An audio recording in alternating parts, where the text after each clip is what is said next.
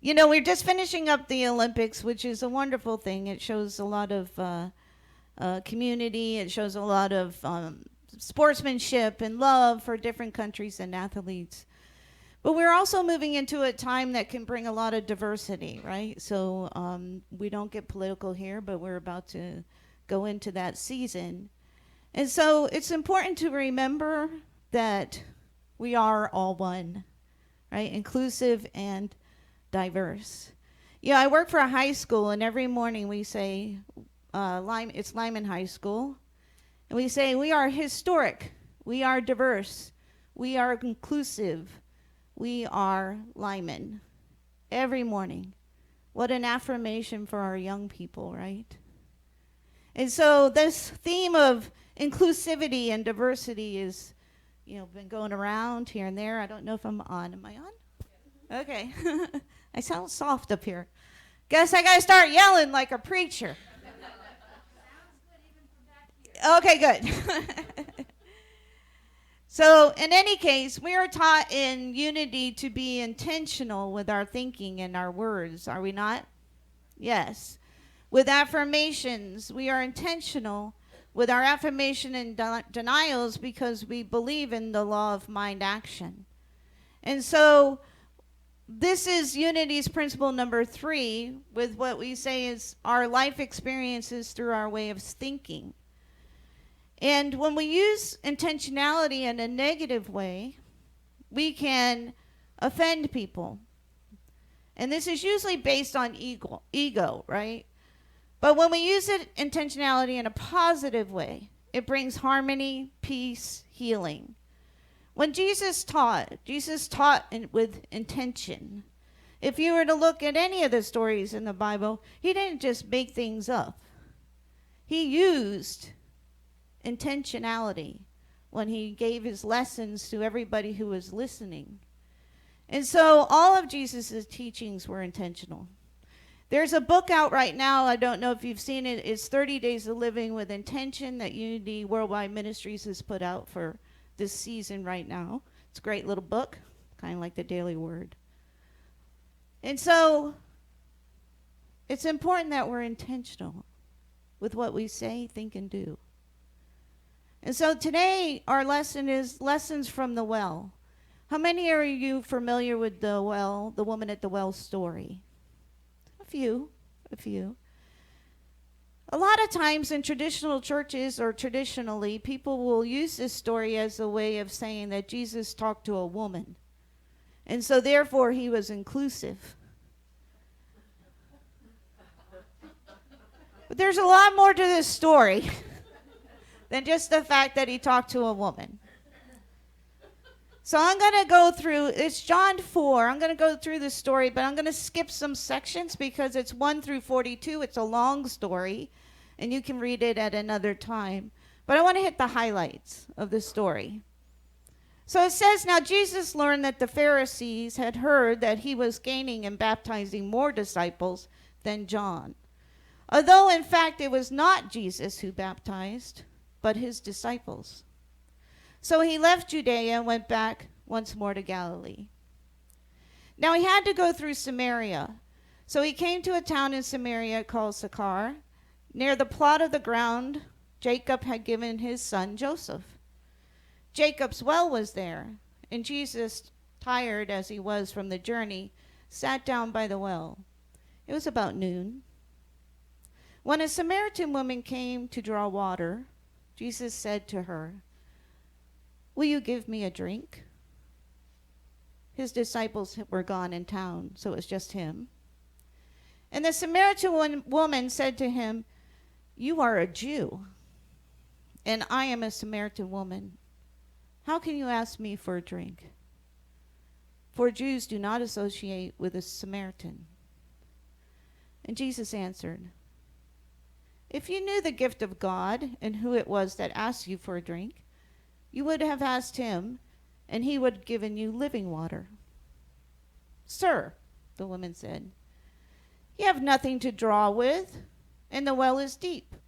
Where can I get this living water? Are you greater than our father Jacob, who gave us the well and drank from it himself, and as did his sons and his livestock. And Jesus answered, anyone who drinks this water will be thirsty again. But whoever drinks the water I give them will never thirst.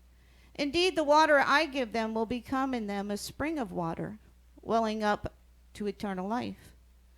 And the woman said to him, Sir, give me this water so that I won't get thirsty and have to keep coming here to draw water. Later, she says, our ancestors worshipped on this mountain, but you Jews claim that the place where we must worship is Jerusalem.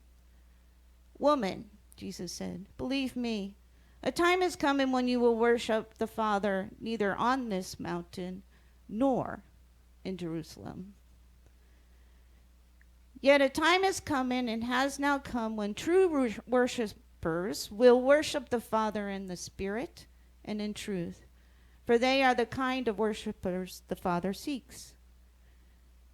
Later, his disciples come back, and they were surprised to find him talking with a woman. But no one of them asked him, what do you want? Or asked her, what do you want? And they didn't ask him, why are you talking with her? They just went on to feed him. Later in the story, she goes back to her village and talks about the encounter. Now, to understand the story, it's to understand the differences between Jews and Samaritans. See, Samaritans were Jews too. They were the same. They both shared the same language. They both believed in the Torah. They practiced the same religious outcomes or customs. They followed the same rules of purity. And they believed in one God who made the promise to Moses. In fact, they were one people for 1,000 years. 1,000 years. Until they decided, somewhere along the way, that Samaritans said that the Jews had a false prophet, Eli, who was the fourth son of Aaron, and the one who determines and appoints David and Solomon later. And the one who goes on to say Jerusalem is the place of worship. Samaritans don't make a distinction between sexes. So the fact that she was at the well talking to a man meant nothing. Now we're going to assume that Jesus knew this. I mean, it was his people. So the fact that he's talking to her meant nothing. So what was the issue?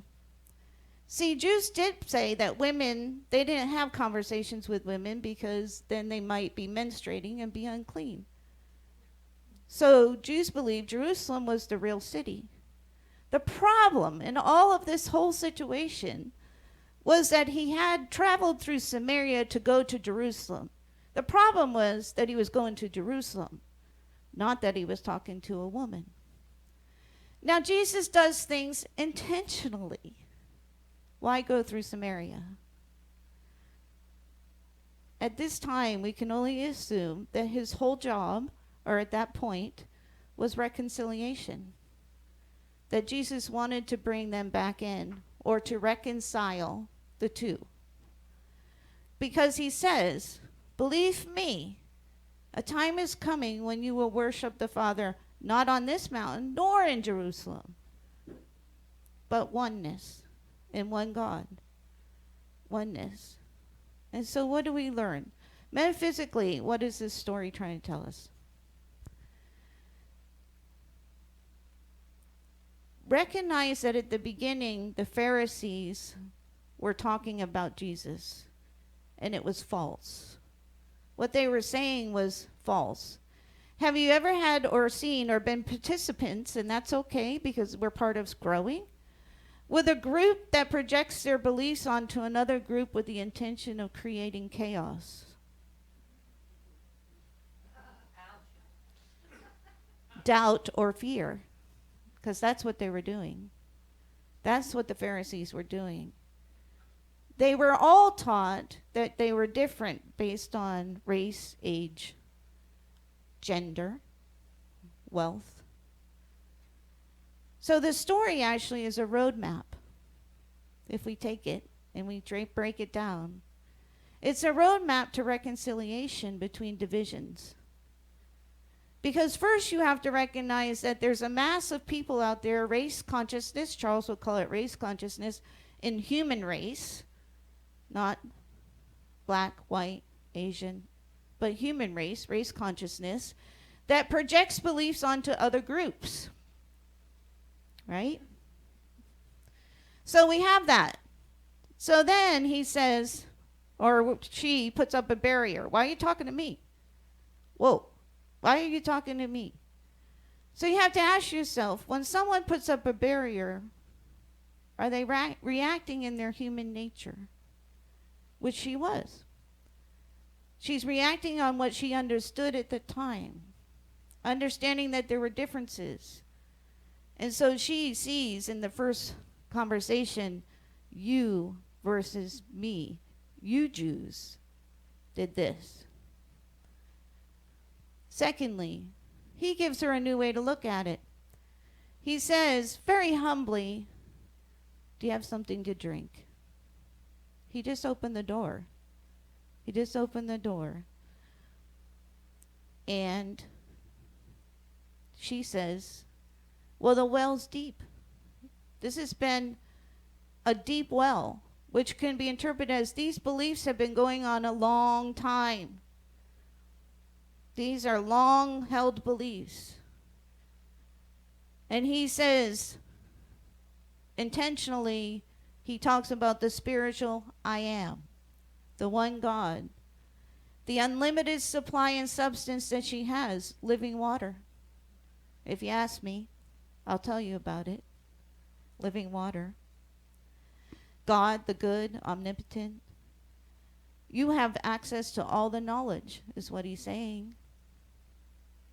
You don't have to look at this material vase. We're not talking about material things. But he uses what she knows to have this conversation. In her frame of mind, she understands water. And so he uses that. If you talk to me, I'll give you living water. So she said, oh, wait, I'll take that. I'll take that. He is using language that is inclusive. That language of oneness. That we are more than human. We won't worship on this mountain or in Jerusalem. Because what we seek is oneness with God. She still doesn't make a shift in consciousness. She still holds on to some separation. And then Jesus tells her she's missing the bigger picture. That the earthly place of worship doesn't matter. Spirit of truth. That we're all one, divine children of God. And in the Message Bible, it says in this line that they were simply and honestly themselves.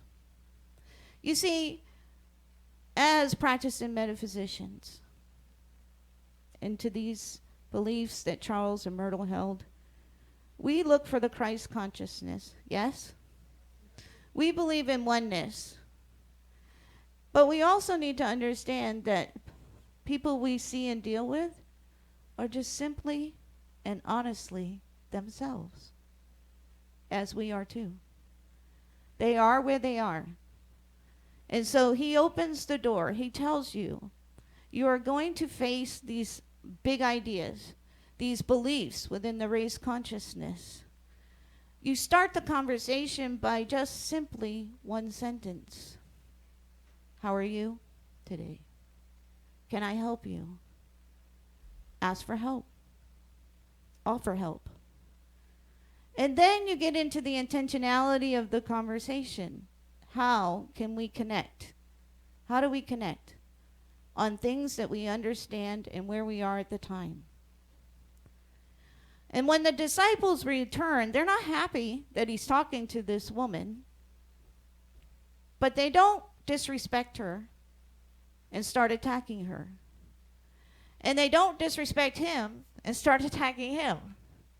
They just move on with what they were there to do, which was to feed him. They had gone to get food. And so there will be people among the people that you're talking to that will also affirm the long-held deep beliefs that someone might have. Does that make sense? So it means you could get somebody to start talking to you. You would start to be inclusive. But sometimes when they leave you and go back to the village, they're pulled back into what they believed. And sometimes, though, when they go back to the village, a seed has been planted, and they bring the entire village back. And that's what happened in this story. She went back and told the village. Another indicator that she was not just a woman. She went back and told the village. And what did they do? They followed her back and talked to him. And then they received the message. And they stay there now in Samaria for another 3 days. Opened, eating, conversating. And it was no longer a us versus them. They reconciled. Now, history will say that the Samaritans and the Jews reconcile off and on throughout the rest of history. And just as a point of mentioning, there's 900 Samaritan Jews in the world, and they're on the West Bank in Gaza and Israel. So we can say then that some of the stories in the Bible are historical, right? But it's important as metaphysicians that we look at the big picture of what he was trying to do. And so how does that fit? Well, you know, when I was in ministerial school, I had to go to find out about another religion. And I chose Islam because I didn't know anything about Islam. And that meant I needed to go visit a mosque. So I went to the mosque, and before I went to approach anybody at the mosque, I took off my cross. I don't know why. But in my mind at the time, I thought, I'm going to offend them if I have it on. So see, I was scared because in my framework, I had been taught, and after 9/11, that Muslims were bad, wrong, scary, whatever it may be. So I felt fear. I took off my cross. I went up to the mosque, and he said, I can't let you in because you're a woman. But I invite you to come back tonight because we're having an open discussion where anybody can come. And I said, okay.